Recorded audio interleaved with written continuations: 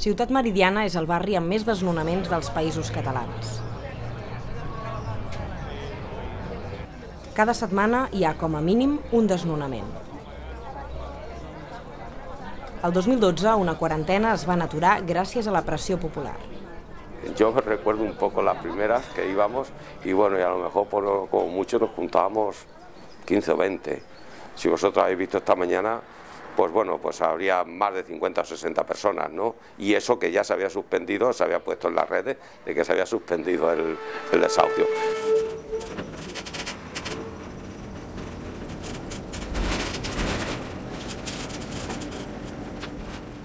Continuamos con la cuestión de ayudar a las personas, asesorarlas jurídicamente, pero hemos detectado otros problemas. La alimentación, pagos de recibos de agua y luz, que también por otro lado se lo van cortando. Entonces, bueno, esto lo seguimos asumiendo desde la asociación e intentamos ayudarle. Ahora mismo tenemos el banco, o sea, un banco de alimentos, pero para emergencias.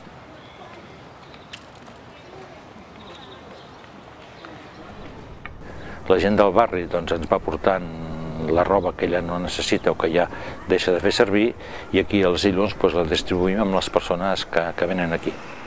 I una altra acció social és també el grup d'alfabetització, que ho fem amb tota gent emigrant, que 2 cops per setmana venen aquí i se'ls ajuda doncs, amb la llengua, podríem dir una preescola d'adults.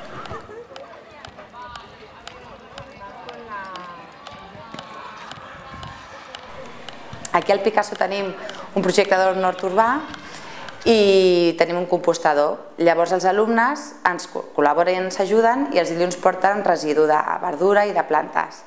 Llavors a tots els que ens ajuden els donem un tíquet i llavors a l'hora del pati poden canviar-ho per un esmorzar.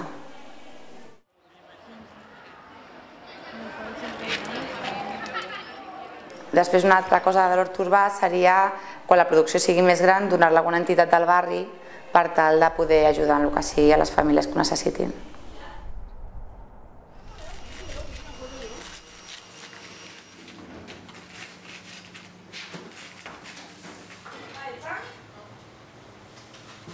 Quan nosaltres vàrem veure que la capacitat de les famílies per suportar el cost de l'educació anava minvant i s'anava desfent, vam llançar un SOS.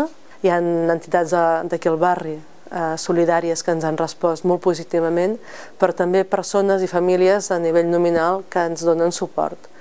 Els anomenem padrins, afectuosament.